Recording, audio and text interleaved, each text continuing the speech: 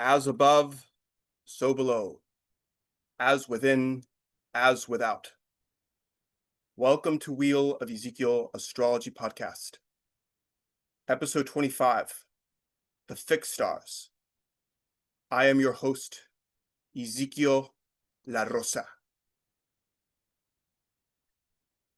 I'm joined today by Fiona Aedgar.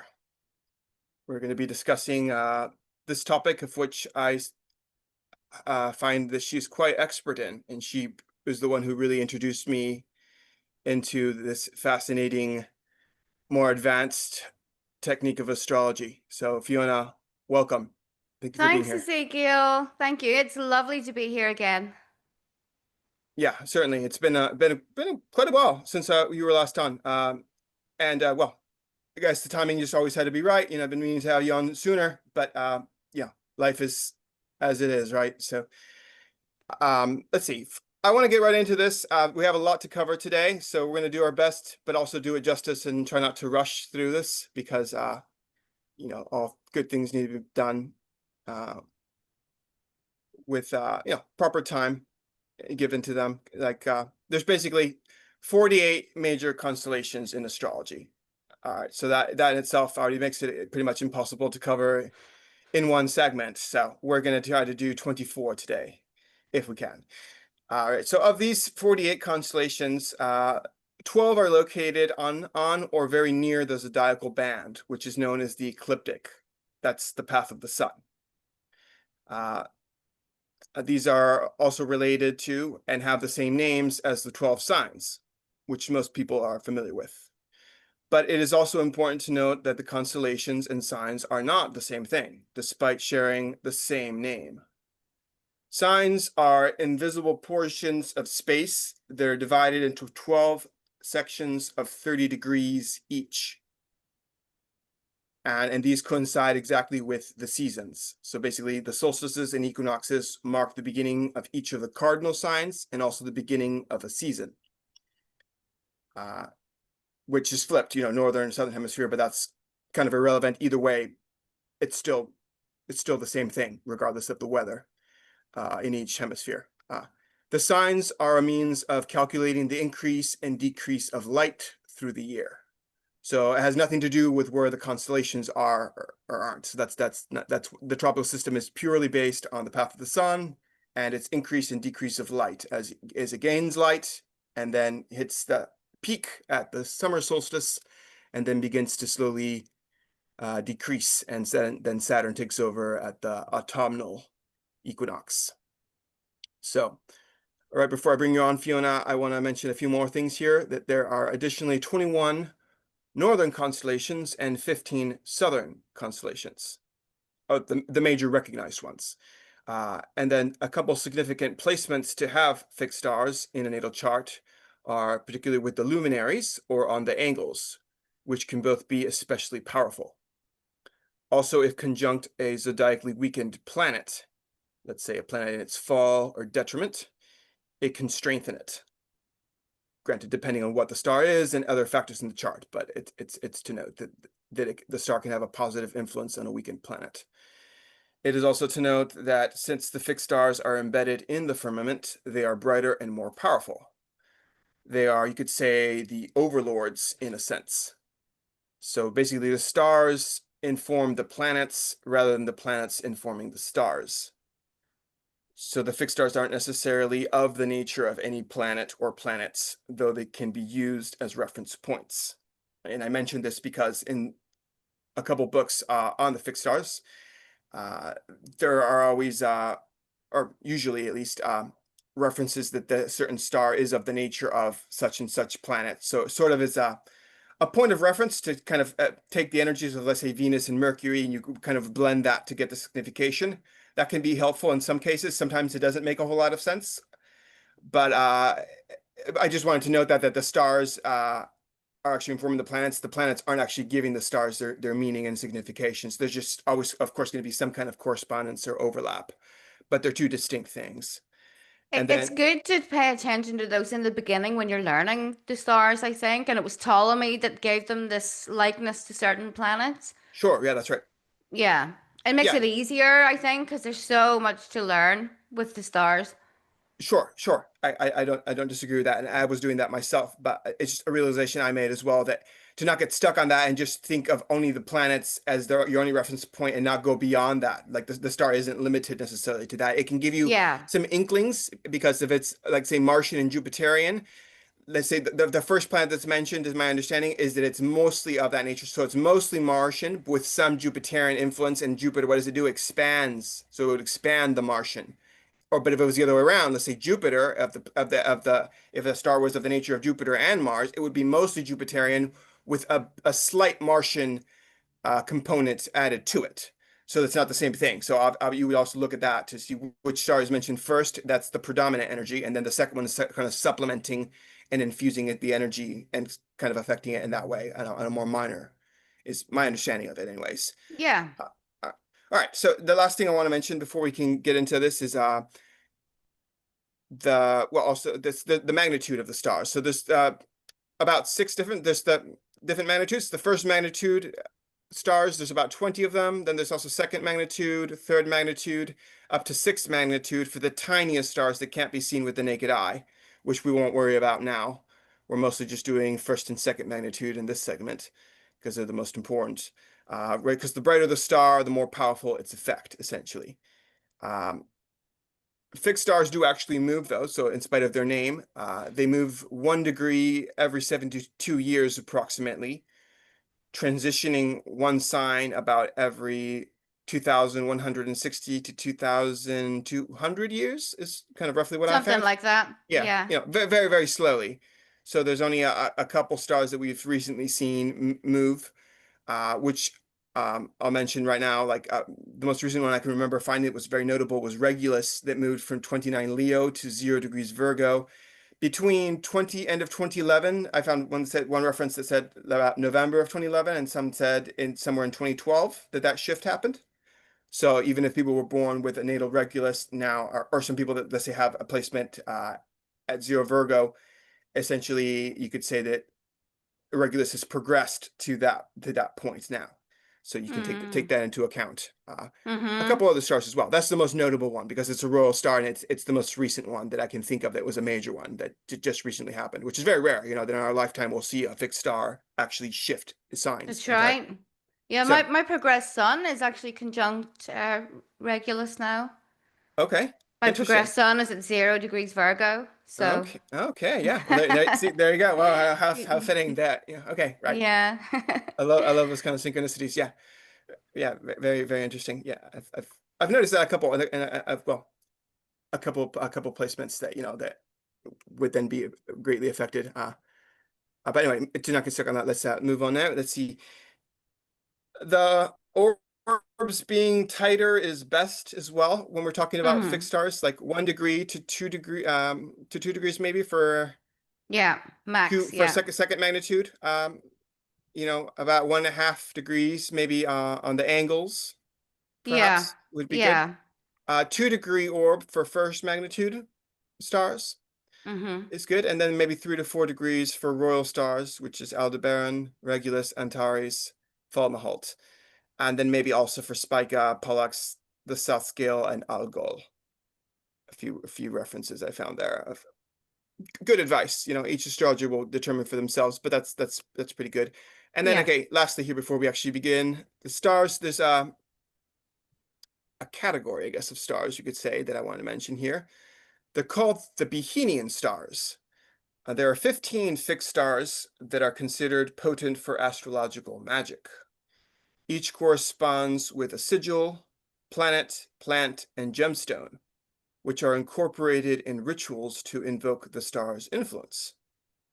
All included below except Alkaid, which is also called Eta Ursae Majoris, Ursa Major, which is what I found was that it's at 27 degrees tropical Virgo right now. But for some reason, in all my books and other references, I couldn't really find any information. And I already had so many other stars, so I didn't actually include it in the list of today's stars, but that's the only one that's missing of all of them.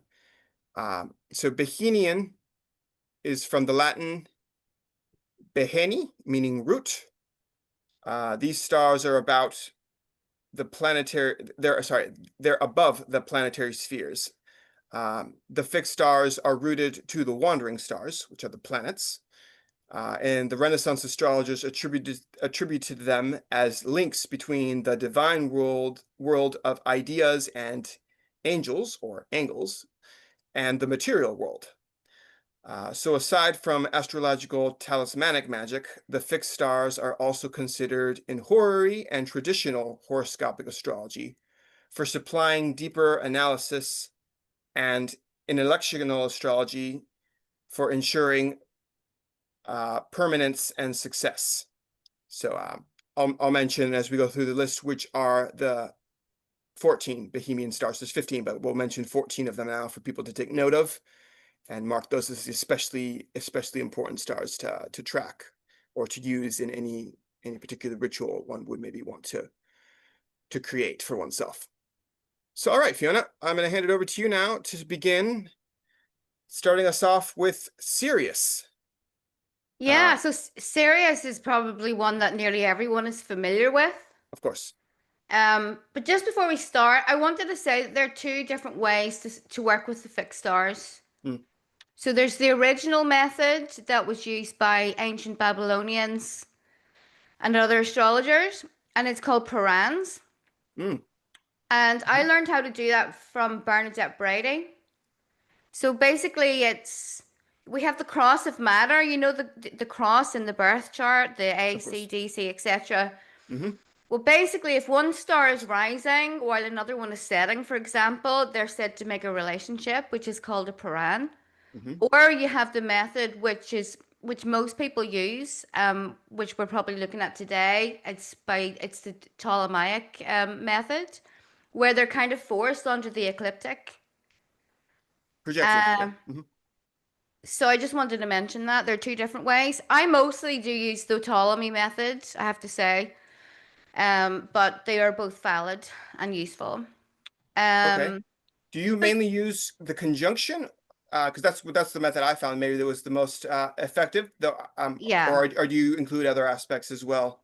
no, I only use the conjunction. Yeah, I as well. I think when you spread it out and there's just too many ways of incorporating the stars, everything then means everything, and then it kind of Yeah, depletes its meaning. So for me, it's especially special, and that's exactly why, because it's so rare. If you have, let's say, Sirius conjunct your sun or on your ascendant, yeah. not an opposition or a trine or any of that, it's noteworthy if it's to the degree to note it. Maybe you may pay attention to it, but not give it the same weight that a conjunction would have. It, Exactly. Yeah, I agree with you 100%.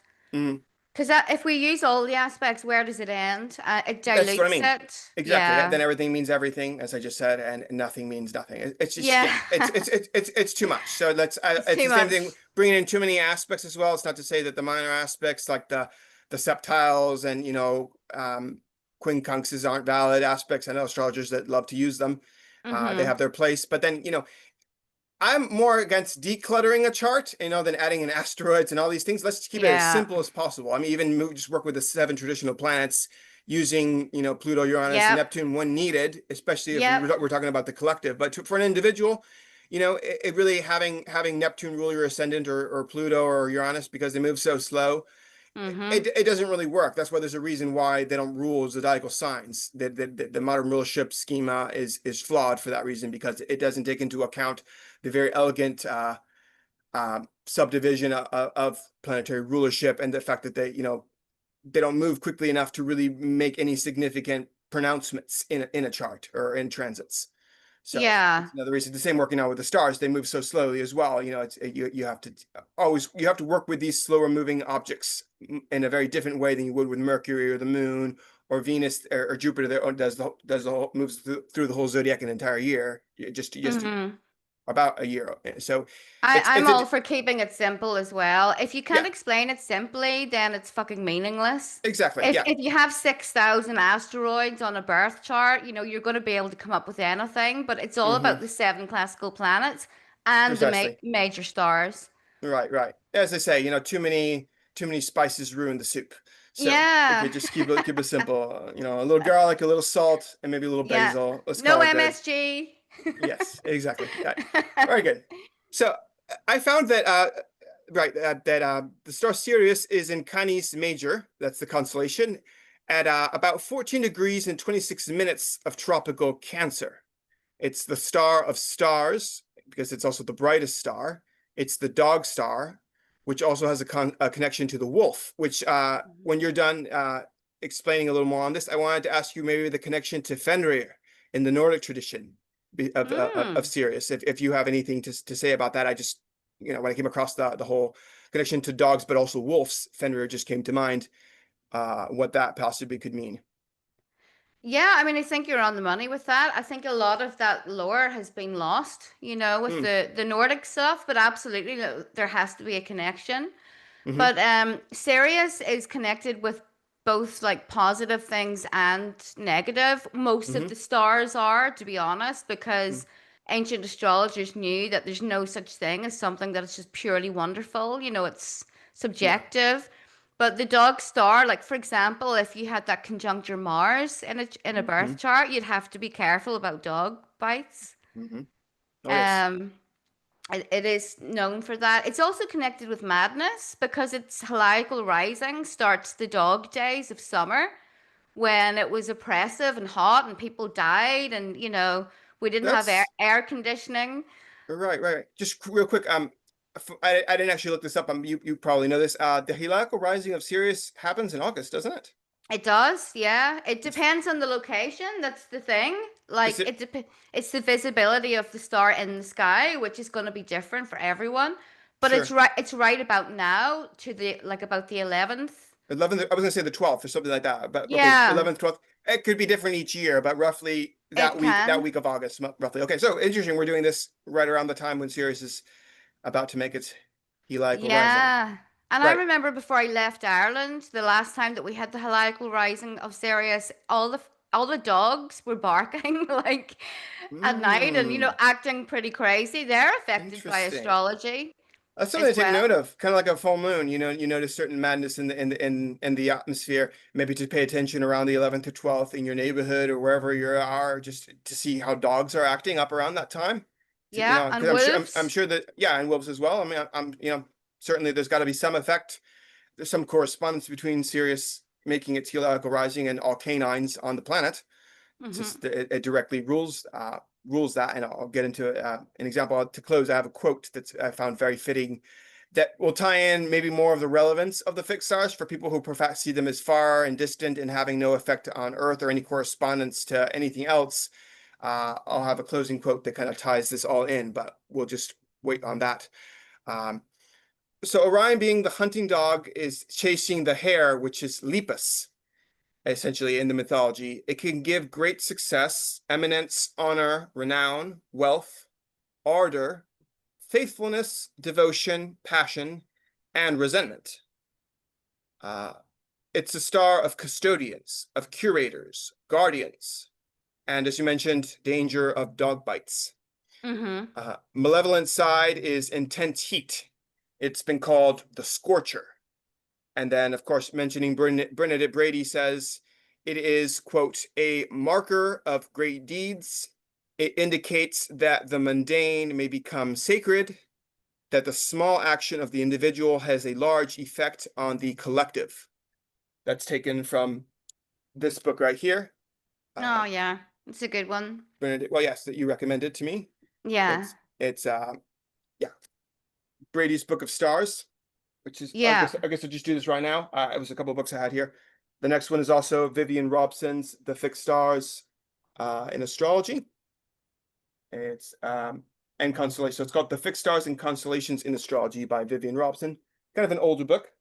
And Hmm. then lastly, one that I just recently came about, The Fixed Stars in the Chart in Constellations.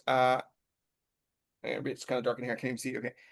Constellations, Lunar Mansions, and Mythology by Oscar Hoffman. Huh. Another interesting read that had a Very lot of nice. interesting information. So these three books all helped me today with this presentation. So most of the information that I'm presenting here is taken directly from these books and noted more specifically, like with this quote from Bernadette Brady, that I thought really encapsulated that really nicely. Um, Also, speaking again of Sirius, it's also to note that or it notes that the individual, however, may be sacrificed to this collective expression, right? Or may gain fame and glory. But then there's sometimes kind of a bit of a fall that comes with that, or Yeah. a price, a sacrifice to come with it, right? It gives an inner hunger that is devouring. And so, Mm. so it's very a very intense energy, especially if again it was like with the sun or on an ascendant or a moon, maybe, most potent probably. It's a magnitude 1 star, obviously, being the most bright, and a Bohemian star, of course. So, you had something you wanted to share in regards to Sirius now, Fiona? Yeah, because we were having a chat earlier about Sirius, and then I remembered that actually the sun in the United States birth chart is conjunct Sirius. That's right. It's at about 14 degrees of Cancer, right? Yeah, So, which that chart, I'm sorry, but that chart was picked by an astrologer. oh, for sure. Of Same course. as Israel's. Like Israel, I know we'll get to this later, but Israel's ascendant is conjunct Spica, You just need to well, yeah, right, exactly. I know that. I noted Yeah. that too. It's recently I was studying Israel's chart. Of course it was. I mean, but only it's no surprise. You only look at who were the people that founded it. The Rothschilds founded the state of Israel, and obviously they're deeply into the occult and astrology. Yeah, And yeah. who founded the United States? It was Freemasons, and obviously they're all very well Mm. versed in astrology. So, and even when presidents are sworn in, I mean, all of that. So for the solar return chart, or the chart of the whatever new new presidential uh cabinet or term is going to be chosen, it's always going to be in January. And so usually, there's going to be a lot of very similar things, like with this last one with Pluto and Aquarius, right? So it was conjunct the sun. And so pretty much from now for Mm. the next 20 years, all swearing-ins of presidents of the United States, granted, if we have any more, who's to know what's going to happen now in the future in American politics. I'm seeing maybe an ending of some sort, or a drastic change. But if things were to continue as they have for a very long time, with inaugurations being in January, Pluto will be right there with the sun on all of these charts, which is a very notable thing to see for a chart of a whole presidential 4-year term, right? It So, reminds me of like an AI president, because it's Pluto and Aquarius. Like mm, who can tell the difference these well, days when it's all totalitarian, right? yeah. Totalitarian, very very much about, a lot of underhanded, very much in league with the whole underworld mafia. Of course, that's now coming to light. I'm not meaning to digress too much, because this is another subject that deeply fascinates me, and I've been looking into a lot recently. It's kind of studying the recent information that's come to light, and of course, then the reaction to it from the Yeah. establishment, which all the more is giving itself away. So, there's no hiding. When Pluto is going to expose something, there's no hiding it. And so even if these people know astrology and are trying to use the astrology, or rather manipulate it in their favor, there will come a point where they no longer will be able to. Like they were able to do it throughout the whole Capricorn Mm. period Mm. of Pluto there. But then near the end, you saw how the thread began to be unwoven, and everything started to come apart a little bit, especially then when Epstein was caught and fell. And then Yeah. that kind of went away a little bit when Pluto went back into Aquarius. But then once again, now that's beginning to rise to the surface once again, to be dealt with. So, we'll see where that goes. Let's go back to Sirius though, because we have quite a bit more to go here. Uh, the last thing I want to mention is it has a connection to the flooding of the Nile River, which Mm-hmm. coincided again with what we're talking about with the heliacal rising, which was the opening of the Egyptian calendar. Do you have any more comments on that, or Sirius before? Well, the thing that I found interesting about Sirius is that it's connected to both the spiritually gifted, but also people that are psychotic. It's Mm-hmm, kind of both, and there's a fine line between that, like madness and someone that is like a genius. mm-hmm. But I just wanted to quote Manilius, the ancient astrologer, and he said, "It Yes. is the star of dogs that bears the heat, and when it rises with the sun, it sets the world alight. It is Mm. said to bring great fevers and the sickness that men know as madness. It is the source of all the sun's great heat, and it can set a man on fire with rage. But it Yes. can also bless someone with a lot of wealth and success and everything like that. So it's a double-edged sword, and it's Mm-hmm. just it's not nothing is black and white in No. astrology. No. Yeah, that's something that any serious student of astrology has to already acknowledged and incorporated that there is no black and white. Everything has to be Yeah. taken in consideration in context and with all the other parts of a chart. So Yeah. never in isolation. But very good. I think that's good for Sirius. Now let's move on. Next, we are going to discuss the four royal watchers. These are four of the most prominent stars in the sky, which correspond roughly to the four cardinal directions. So the first one is Aldebaran, which is in the constellation of Taurus, at roughly now 9 degrees of tropical Gemini. Hmm. So it's the red eye of the bull. And well, I'll hand it over to you, and then I'll add any other significations I have here as well. What do you have for Aldebaran? Yeah. Aldebaran, so it's one of the four royal stars of Persia. It is associated with a lot of power, someone that has a lot of honor, Hmm. and someone that can potentially become famous. You know, if you have that on your midheaven, for example, or even your ascendant, it's connected with fame. But with a lot of stars that are connected with that fame, there can be this massive downfall that happens. Mm. It has a fiery and passionate nature. It's in a lot of the old lore. It's in the eye of the bull. Um, Riches, honor, you know, success, but potentially violence and destruction as well. Hmm. Yeah, absolutely. So yeah, all that violence or ferocity is one word I found to describe it as well. Hmm. That consistency, endurance, stubbornness, kind of because it is in the eye of the bull, even if now it's moved into Yeah, more of Gemini. Right. yeah. And there's also a connection with like troublemakers. And I Mhm. know somebody that has that right on their ascendant, and they're that person that is always like putting up their middle finger to, you know, the establishment and society. Mm. And it's so true for them. Yeah. There's a, that stubbornness too. So kind of a resistance again to the establishment, you could say. Yeah, Uh, yeah. it's also a star of spring, so it has to do with new beginnings. Mm-hmm. It's also very fecund in nature. So it's very much about, the beginning of things growing, like in the springtime. It's a magnitude 1 star and also a Bohemian star. Yeah. Okay. The next star is Antares. It's in the So, it's in the yeah, constellation of, real quick, sorry, the constellation of Scorpius, at 10 degrees of tropical Sagittarius. So yeah. yeah, the heart of the That scorpion.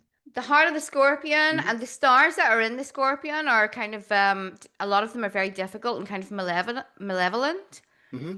And it's why when you think about if you're an astrologer and you're analyzing, you know, someone's birth chart and they're a Sagittarius, that whole cookie cutter thing of Sag just ain't true.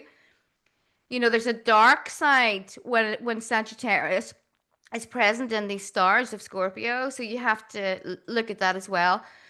But it is a star of courage, destruction, ruthlessness, wars, rebellion, violence, that type of thing.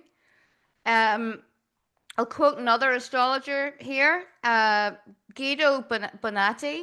Hmm. Uh, Antares in the heart of the scorpion gives a nature full of malice and a tendency to wickedness, but also makes men sharp and I don't even know what that word is. Great warriors.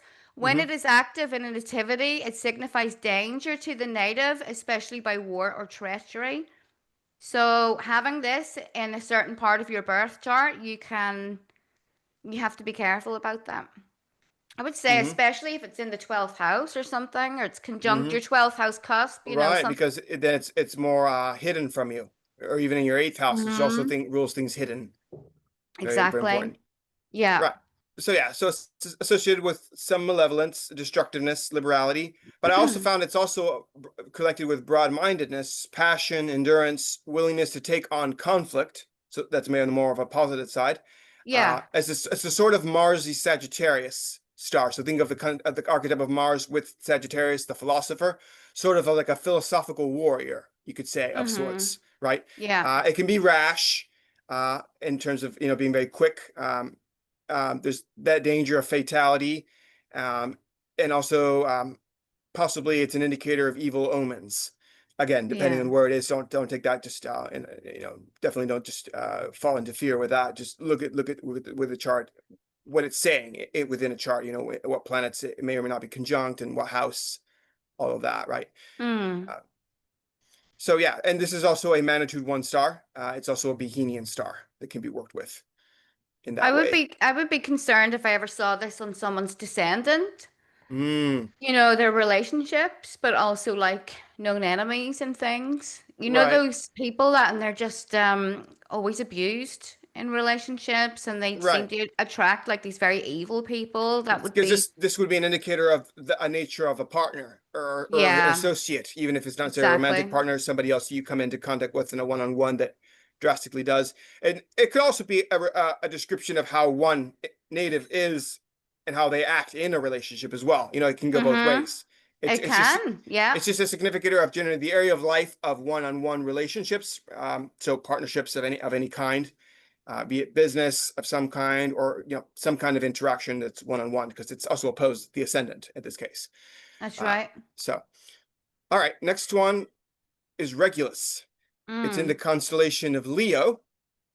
As I mentioned before, it was formerly at 29 degrees Leo, and then on November 28th, 2011, or another source I found was January 2012, Regulus moved into 0 degrees of tropical Virgo, where it is now. It's the heart of the lion. So, Fiona, what do you have for Regulus?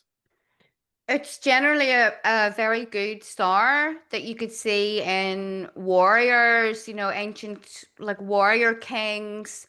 It's about royalty, in the ancient way, not in the kind of modern way. Hmm. It's about someone that is a great leader, full of power, full of courage, but it can also be about a fall from Hmm. grace as Right. well. So, as much as it's associated with fame, it's like a high rise, but then also the fall that comes with it.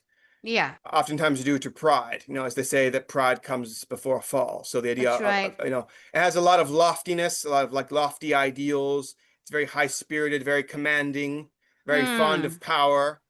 But with that also comes potentially a violent death.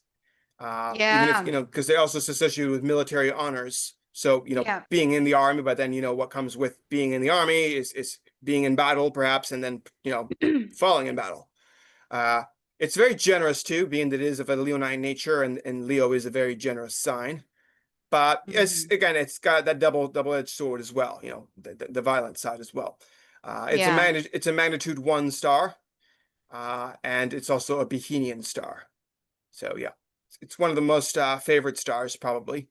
At least it's Trump one. has that on his ascendant. I was gonna say a lot of people mention it. I was not gonna mention it because pretty much everybody says that. But yeah, and it's very visible in him. And so I Yeah. think that we're seeing the dark side of that star beginning to manifest now in his chart and in his life. Mm. As much Hmm. as in the years prior, from 2016 till now, we saw more of the Yeah. rise and the commanding and the fondness of power and all of that. But now, kind of the conceit and kind of the negative sides are coming out.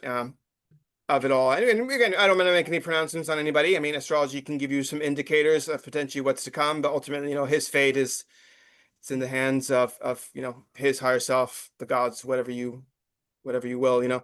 Um, but yeah, it's not, he's in our day and age. He certainly is an archetypal Regulus figure. So I mean, Yeah. I wouldn't equate like I wouldn't want to put Donald Trump equate that in people's minds is that he's just one manifestation of it. There's Yeah. look at other charts to get other more diverse idea of other people that have had Regulus in prominent places to get a better idea. So don't by any means see that as Yeah. a one-to-one figure.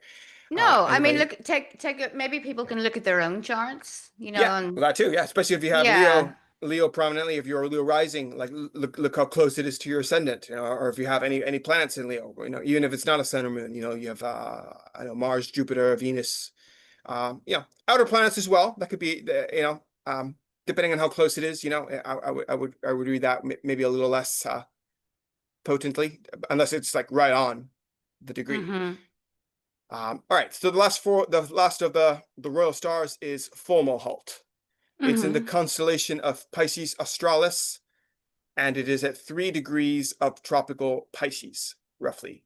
It's the southern fish, or the fish's mouth. Is what it's been called. So, I'll quote the ancient astrologer again, but Bonatti. Bonatti. Okay. Bonatti, um, Fomalhaut is a star of much spiritual force and genius, giving a nature that is generous and of high-minded ideals. But Mm-hmm. it can also bring about a great deal of trouble from hidden sources and ruin from the arts of magic or deceit. Mm-hmm. Mm-hmm. So it's very watery, isn't it? It's very spiritual. Mm-hmm. But the person has to be careful with, certain magic and also about deception. So it's quite very Piscean in that nature. Very much so. Yes. Yeah. Water, the southern fish, right? All that. Um, it's associated, right, with the mystical, the magical, high ideals, the lofty visions. So also seems to bestow a lot of charisma and beauty, Yeah. or also the ideal of perfect harmony. But then again, there's that clash with mainstream ideals, where that can Mm. be at odds with it, uh, or conventional norms, pretty much. And if it's corrupt, or if the ideals are corrupt, essentially it leads to some kind of a downfall, pretty much assured. So the challenge, pretty much having to start prominently, is to maintain the purity of these ideals, to not allow it to be corrupted, to not have that fall. Uh, it's pretty much the way I see it is the archetype of like the poet, the painter, the magician, writer. These creative people that have a very high imagination. It's Mm-hmm. connected with the invisible realm, very much as Pisces is. So it's almost like tapping into that invisible realm and then bringing that into physical manifestation through great art, be it through some kind of writing, poetry, painting, or of course the archetypal magician, which is what he's unifying the above and the below, so that the heavens with the earth. Um, it's a royal star, of course, that bestows eminence in all of these above areas. So mostly, People, go sorry, ahead. go on. No. I just wanted to say that people can also tap into the energy of these fixed stars, even if they don't have them like in a significant place in their birth chart. Mm, For example, when the moon is conjunct a particular star, you can do a magical working, or in this case, with this star, you could create some art or make music or something like that. They're not just for people that have something conjunct in the birth chart. We all have access to these realms that they symbolize. hmm And just check the degrees of where the moon is, for example, and you can tap into that energy. hmm Right? Yeah, I would say that's particularly true of all of these magnitude one stars, which are the most visible. So if you can actually visibly Yeah. see an object, you're more greatly connected to it, just like you Yeah, can see the planets exactly. and stuff. So yeah, this is the last of the royal stars, and all the royal stars are magnitude one. They're essentially the four guardians of the quarters, right? Of the four directions. Uh, Mm-hmm. um, okay. Now let's move to the Pleiades stars. This is really it's the only star cluster I included here, but it's very important, so we had to talk about it. It's at 0 degrees of tropical Gemini, roughly right now. So it's the star sisters, or the weeping sisters. And it's connected to like three crows, which then also I found has a connection to the vulva in Norse mythology, which maybe you want to touch Mm. on, right? It's a nebulous cluster. They're the daughters of the Titan Atlas. The seven stars refer to the seven planets, of course. So that's what I have here. Um, Yeah.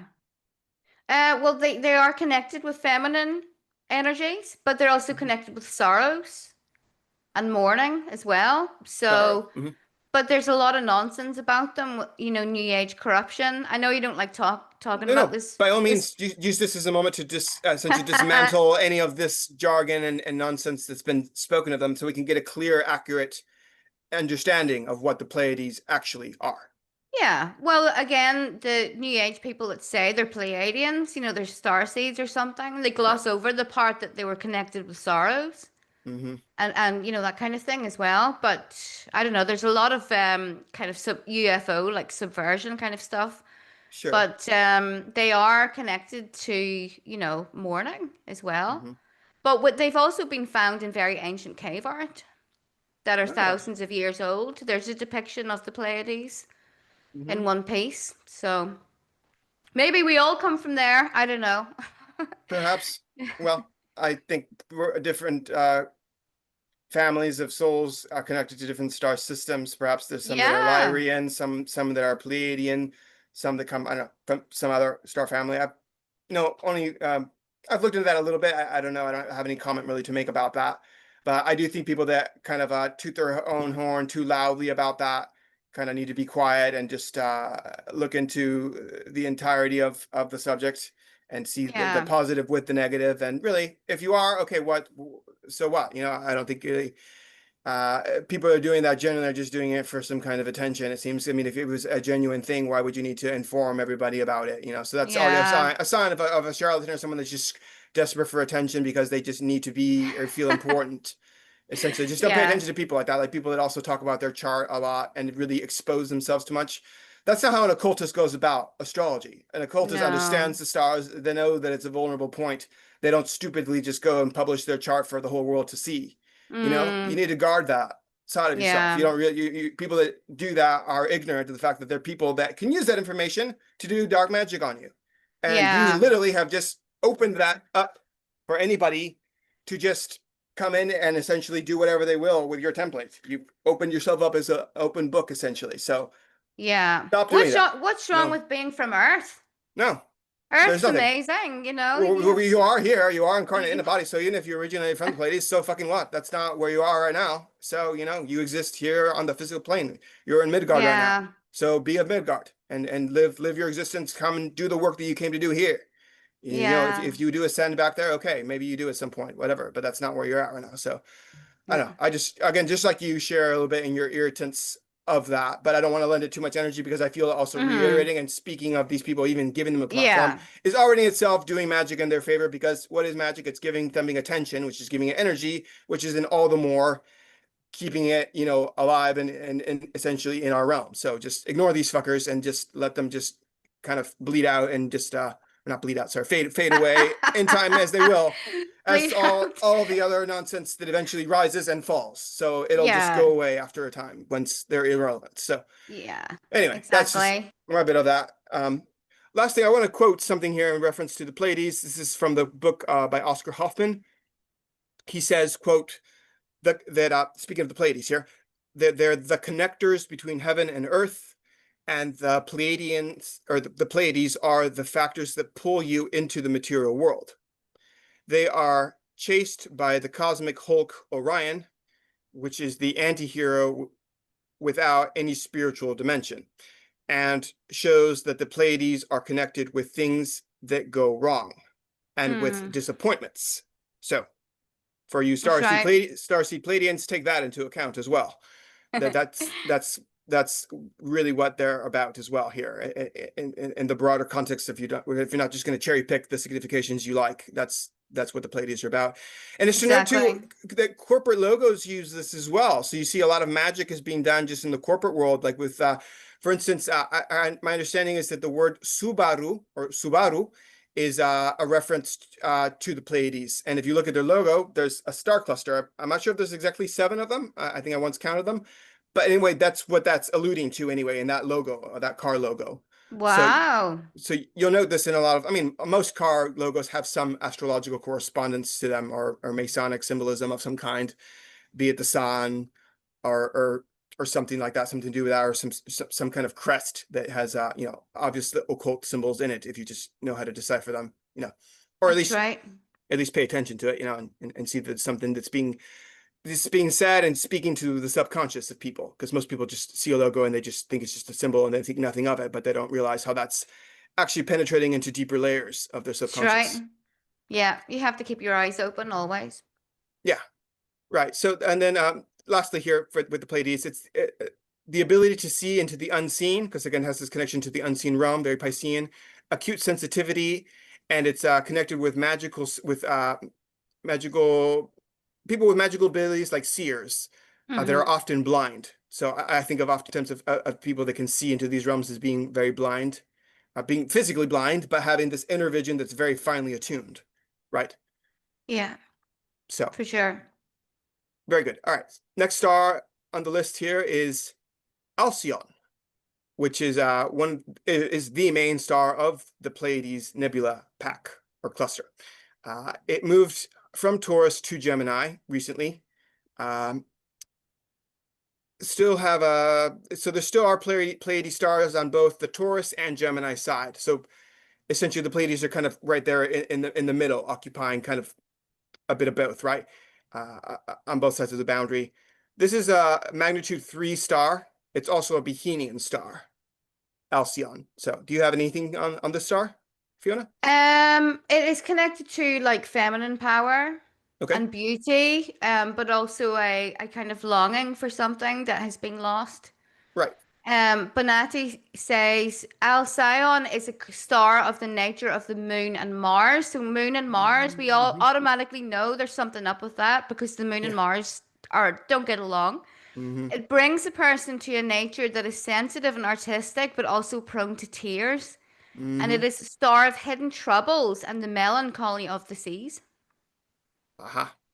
Yep, I can see that. Yeah. So it's similar to having Mars conjunct the moon, Yeah. particularly in her own domain. One of them. So it's similar to what we just said about the Pleiades, because it is one of the stars in the Pleiades. Feminine energy, but also a lot of darkness and sorrows that come with it. That's right. All right, very good. All right, Capella is the next star. It's in the constellation of Auriga, which is the charioteer, or the charioteer's goat, is reference to what Capella is. It's at 22 degrees of tropical Gemini right now, roughly. It's the shepherd tending a herd, taking care of things, essentially. So Mm. this star very much has to do with caring for others. And if you take care of yourself, let's say, then your body takes, or take care of your body then kind of takes care of you. So it's kind of like that mutual um, care, I guess, has to do some with travel, movement, going somewhere, essentially having some destination because it's the charioteer, right? It's a magnitude 1 star and also a Bohemian star. Do you have anything else you want to add to Capella? Yes, so this star is frequently seen in people that are kind of caregivers in a broad sense, such as people that are high up in public office. Mm-hmm. And there's a great responsibility, but it's said to have like a Mars kind of Mercury thing going on, Okay, right. which weakens it somewhat. We know that when Mars and Mercury are together, Mars is weakened because Mercury is fast and changeable. Mm, So there can be a bit of an up and down thing going on yeah, with this star. perhaps some kind of a forceful directing, because it is the charioteer, which is directing and driving things. So if it's a person that's in a position of of authority of some kind, maybe doing it in somewhat of a forceful way through communicating in a specific kind of more direct, kind of domineering way, Hmm. possibly. Yeah. One way I can see, Yeah. because it is now in tropical Gemini, so it has a lot to do with communication. So, Hmm. so think all things Gemini, and like you said, correlated to Mercury, which is very fast, so maybe a lot of quick change, uh, Hmm. in some sense. Yeah. So, anyways, it's just that's some of the brief. We're not going to go in super deep here because we have a lot more to go through, to get through here. A lot of other stars, but yeah, it's an important star, definitely worth noting if Yeah. you have anything near 22 Gemini. Again, with using the tight orbs. So the next star is Procyon, which is in the constellation Canis Minor Yeah. at 25 degrees tropical Cancer, approximately. Procyon is the little dog, just as we had Sirius as the Canis Major, the big dog. This is the little gun, the little dog. Uh, so did you have anything you want to say on Procyon It here? it can make a person restless. It can Hmm. be about someone that is very clever, but like reckless as well. And Mm. it can bring about danger from fire and animals. Hmm. So sudden misfortunes as well. Yeah, definitely the sudden part. I got that. Sudden violence and malevolence. Again, the elevation or rise, ending in disaster. So again, going to a high place and then falling again, and again the danger of dog bites. We're talking about Yeah. here again, as we did with Sirius. Uh, Kind of irritable, a bit ill-tempered. So can think of one of these like little dogs is very yappy, and Yes, they tend to bite more than the big dogs. Sometimes they're these they little ones. do. They go for your heels, right? They'll just like so think of this little dog that's very irritating and that just makes a lot of noise and will try to bite you, right? That's the symbolism you could say that's correlated to it. So the ill-temperedness, right? So it's kind of weak-natured. It's a bit timid, maybe, proud, easily angered, a bit careless too, perhaps. So be cautious with negligence or carelessness if you have some prominent placements here that's potentially a way that that could manifest. Uh, Yeah. It's a so, small white dog energy. It's like a poodle owned by an old lady. uh, right, right, right. Yeah, yeah. So another thing I have here is that it's a little bit more about material hungers as well, ambition. Like I said, that high rise, but so this hunger for something, hunger for fame, perhaps. But then again, with that fame, also comes the fall. That's It's right. so again, it's a magnitude 1 star and also a Bohemian star. Mm-hmm. Very good. All right, so the next star is one that's been talked about quite a lot as of recently. Mm-hmm. It's Yeah. the malefic Algol, which is in the constellation of Perseus. Right now at 25 or 26 degrees of tropical Taurus. I've found a bit of both. I'm more likely inclined that it's at 26 now, but it might be 25 in some minutes, close to 26, but give it a range somewhere there. It's the head of Medusa, which is Mm-hmm. associated with the Gorgons in the myth of Perseus. And then I also found that it has a correlation with Lilith, who was Adam's first wife. The main mythology associated with it is the mythology of Perseus. Um, Yeah. And so, and that has been that is a thing that people talk about now that don't have a deep understanding about the actual mythology and what it means. hmm, They see because it's the severed head of Medusa, they see it as some kind of like feminist thing. But if we actually look into the story of that, Medusa was violated in a temple by Poseidon, sexually, interfered with. hmm, And we can see this as like a metaphor for the violation of holy places, sacred rites, and women, which hmm. has happened through, Abrahamism and all of that. Oh, And if we yes. look at these like feminists with their shaved heads and, you know, not to be mean about people, but they aren't feminine. They don't want to be feminine. No, it's a They're the reaction kind to of it. Mhm. yeah, Clearly. they're kind of symbolized. They're kind of like the star. Hmm. And Perseus is a solar hero that comes along and cuts her head off. He cuts that darkness off at the root, which is not to say, oh yeah, but it wasn't her fault. Well, no, it wasn't. But the feminists that are here today, it's not really their fault either. It's because sacred rights and sacred religions have been violated, and you know, so she's not really a feminist symbol unless No, you are someone like that and you're no. suffering from some ancestral like sexual trauma. Hmm. Um, so but yeah, it's a star that has a pretty bad reputation, but the ancient Egyptians saw it as a good star. Yeah, They differed from the other. certainly. I find interesting what you said, the violation of the feminine and sacred places, being that Algol is in Taurus, and Taurus is the exaltation of the moon. So, Mm-hmm. being that That's right. the star is placed already in what you could say is the moon's temple, which is Taurus. Yeah. One of them too. That's another thing to note. Uh, yeah, oftentimes, groups like this, like feminists, will kind of latch on to certain symbols in astrology, being Lilith or Algol, and kind of take it out of context, and oftentimes only channel the negative side of it. Yeah. And certainly there is a very much it's a reaction to, because you could say this is kind of a collective manifestation of it. So it's that raw, passionate, frightening, monstrous, violent, devouring, vengeful, unrestrained, ruthless, bloodthirsty, feminine rage, right? Yeah. All of that Yeah. encapsulated that has to come out at some point. And sure, the thing is, you have to look to every effect. There's always a preceding cause. So Yeah, exactly. don't just look at the effect. Look at what was the cause point, and then what was the cause point to that cause point, and the effect before that, between this whole the very beginning of, let's say, with the dark feminine, where there was a betrayal, or let's say, or sort of a hiding, or perhaps an injustice done against men, and then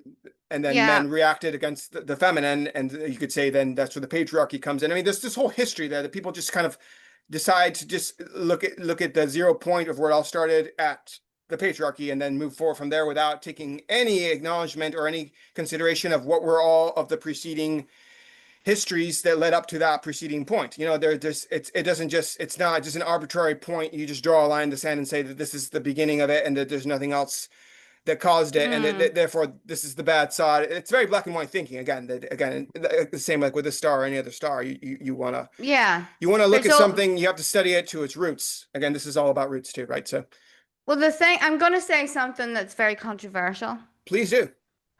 So we know that this star, there was a lot of activity on it during Second World War, and the German women were mass raped Mm, after the war by the Soviets, probably others as mm, well. So that to me is very Algolian, the whole thing. And then if you go to Germany today, there are a lot of those mm, feminists that are they hate the feminine. They hate beauty. hmm. And I just thought so Algolian, the whole thing. It Yeah. describes that whole story. Hmm. It'd be interesting to just look at where these people's all these different individual women's algol is placed in their chart. Yeah. Maybe even some kind of a collective thing here, because I think it's ultimately rooted in some kind of self-hatred on some more subconscious level. Obviously, Mm-hmm. if you're going to hate that part of yourself, and this isn't just, I'm not hating on anybody particularly. I would say this more to be helpful. If you want to get to the root of your psychology and understand and know thyself, you have to look at the roots of where your psychology is at and why it is that you're acting out and why it is that you feel the way that you feel. I'm not saying that their feelings aren't legitimate. They may have Yeah. very genuine repressed uh, emotions, and that, rightly so. Maybe these people were violated, or they have some ancestral memory that's been passed on. Definitely. That's I'm not discarding that, and that's Yeah. valid. Okay, right, and that's what Algo is all about. This is addressing that dark uh, energy, both the transgression and then also the reaction to the transgression is what Mm-hmm. Algol here, what she's signifying here. Um, Yeah. so yeah, so she's associated with severed heads, right? Piles of corpses, death, cruelty, evil acts, both the Mm-hmm. perpetrator and the victim. It's signifying here, Yeah. right? So not just Absolutely. don't just look at one side of that, right? So there's a Mm-hmm. tendency with the star if it's placed in one's chart. Again, thank you again for sharing that bit there. I think that's very relevant to take that into account for our day and age, where Yeah. algo has been showing up. There's a tendency to lose one's head over something, literally or metaphorically, more with some kind of obsession or stress, worry, maybe some kind of fanaticism, right? Or blind rage, the loss of control, the loss of reason, right? Inner darkness, rebellion, violence, as we were just alluding to with the whole feminist movement. This is a magnitude star that's variable. It's somewhere between 2 and 3. It seems to change, is what I found. There's not an exact magnitude to it because sometimes it's a little more visible and sometimes a little less. It's also a Bohemian star. Mm. Right. Did you have a final comment on Algol? No, Okay. I don't. Yeah, I think Okay. we said everything. Yes. Sufficient. Very good. All right. The next star is Algorab, which is at 13 degrees of tropical Libra. It's the crow's wing associated with destructiveness, malevolence, uh, fiendishness, lying, scavenging, slandering, manipulating, to do with law and courts, because Libra has to do with that as well, right? Also, like lawyers. So I can see this is very prominent in lawyers' charts. People that have to lie, Mm. people that have to be kind of manipulative Yeah. in different ways if they have a prominent placement somewhere near 13 degrees of tropical Libra. And I kind of see Libra already as the archetypal both politician and lawyer, which are people that have to lie. They have to be very convincing in their rhetoric for the masses, right? Whether it's before a jury or before Congress, the Senate, whatever, wherever they're speaking. There's this art of speaking a certain way that can be kind of slanderous or very manipulative, right? Uh, Yeah. right. Definitely. Cunning. Very cunning, yes, right. Yeah. So Smart. the crow's wing. The crow is oftentimes associated as a kind of a dark omen. So that's the thing, not necessarily something that's necessarily positive or so. Being this is the crow's wing, you kind of take that kind of more destructive, darker signification of it. Not at all demonizing the crow. The crow can have other significations as well, but that's one thing to take into account there. Yeah. It's a magnitude 3 star, so it's not as potent, as of course a magnitude 1 or 2, a little less so there. But I decided to include it because I found it to be, relevant here. It's also a Bohemian star, which is another reason I included it. So it's a star that can be used for astrological magic and talismans. Yeah. I mean, just talking about the star reminded me that I had it conjunct the moon in a composite chart Oh, okay. with an X, Okay. and Okay. it is very relevant. So, just to remind everyone that it's not just the birth chart, it can also be used in, in relationship astrology as well. Because that eternal kind of archetypal story will always play out Hmm. in a relationship.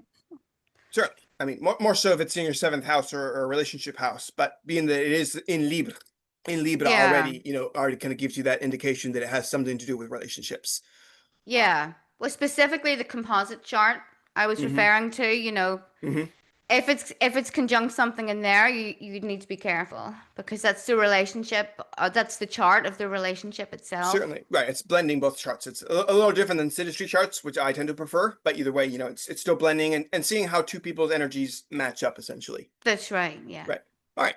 The next star, a very cheerful one, very, very optimistic and benefic star, Spica, or Spica, as some Mm. people pronounce it. Spica or Spica.